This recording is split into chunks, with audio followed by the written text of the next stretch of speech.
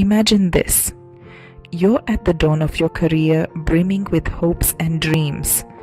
Here are 5 nuggets of wisdom I wish someone had shared with me. Firstly, networking isn't just about climbing the ladder, it's about building relationships. Secondly, embrace failure. It's all right to say, I don't know.